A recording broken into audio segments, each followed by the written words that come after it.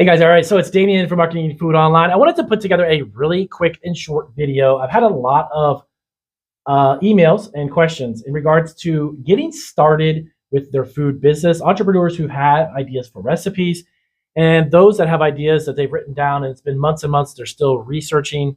So let me just give you a little bit of tidbit of information from someone who's actually been there and started one. When I started my business over 13 plus years ago with my wife, to tell you the truth, we started it completely out of necessity.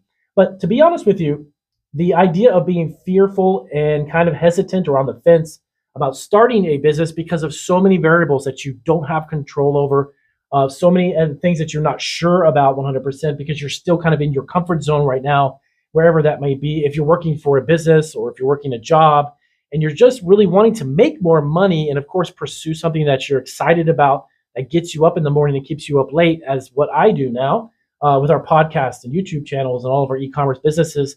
I get up every day super excited because I ended up taking the risk in just starting our business. Just like with anything, there's never going to be every piece of the puzzle in one particular place at one particular time that's going to make it safer for you, less of a risk for you, or deter you from being fearful. So if you are too fearful, you're still too much on the fence, you're still not sure, the only advice I can tell you is to sit down with a piece of paper and pen, write out the idea, what it is that you want to start. You don't have to have all the answers. You don't even have to have that roadmap as to how you get from your A to your B. That's going to unfold along the journey, along the process of you getting your business started. So many of the clients that I've consulted with are also asked that, hey, you know what, I'm just not sure because I'm still researching and it's been 6 or 7 or 8 months. That is too much time to research. What you need to do is simply write down on a piece of paper, what kind of a business do you want to start? Where are you going to start it? So you can find out what type of permits, what type of licenses, what type of insurances you might need. If you're going to be a commercial kitchen, maybe you're going to be at home. Are you going to just simply start at local events, fairs, festivals, farmers markets, wherever it may be?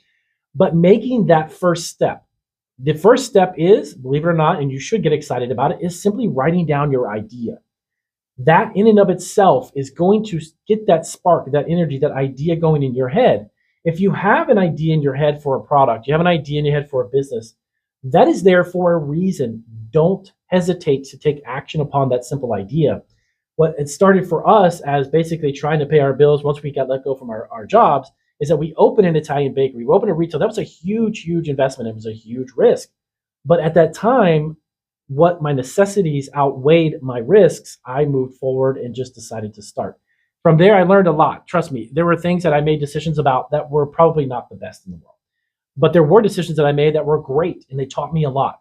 So going forward, it's simply the idea of taking whatever resources, whatever it is that you have right at this very moment, and make a small step towards starting your business. You will not regret it because owning a business allows you to be creative.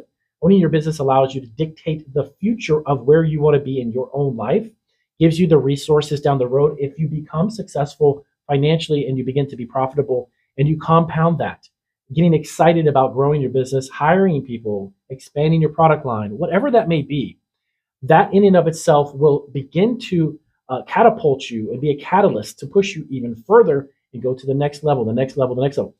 Trust me, I'm doing this for about 13 years now. There is so much that I have learned along the way from starting my business from scratch, but there's so much I still have not learned.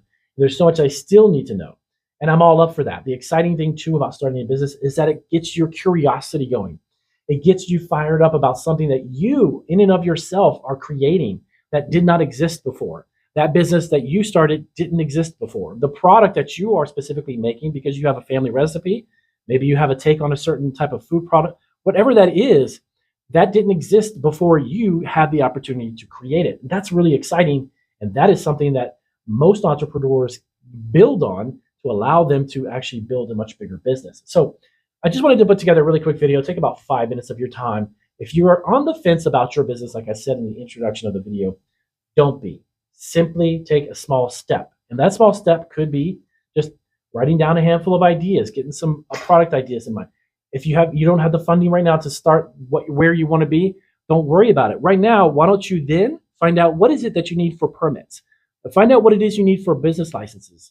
Find out what it is that you're going to, as far as cost for packaging, the product, scaling the recipe, all of these things on the back end that gives you an opportunity maybe to save a little bit more money, invest a little bit of money down the road. No matter where you are right now, you have an idea to start a business. Don't turn a blind eye to it. There's a reason why you have that in your head. And you need to pay attention to that because that's there for a reason. If you're not excited about your 9 to 5 job, well, don't quit tomorrow. But down the road, envision yourself in a place where you're not working there, you're doing what you want to do. And no matter what that is, hopefully you can get some family support around you. And that is a huge plus too. But if you can't get everyone to kind of give you a thumbs up and they think you're crazy, you need to really think about what it is out of this life that you want for yourself. There's nothing wrong with taking care of your family and be supportive of your spouse and your family and your children and your friends, whatever it may be, your parents, whatever that may be. But at the end of the day, you're going to be the one that has to look back on this life, and you need to make sure that you've taken some risk or challenges to push yourself out of that comfort zone that you're right now. So if this was helpful, do give me a big thumbs up. I just wanted to put together a really quick video. I hear a lot of comments about people who are hesitant. That's normal and that's okay, but don't allow it to actually freeze you in the moment and not allow you to move forward with what you want to do because you're so overwhelmed with that fear. Take a small step because every step, no matter the size, is a step forward towards what you want to really do. So I will see you guys in the next video.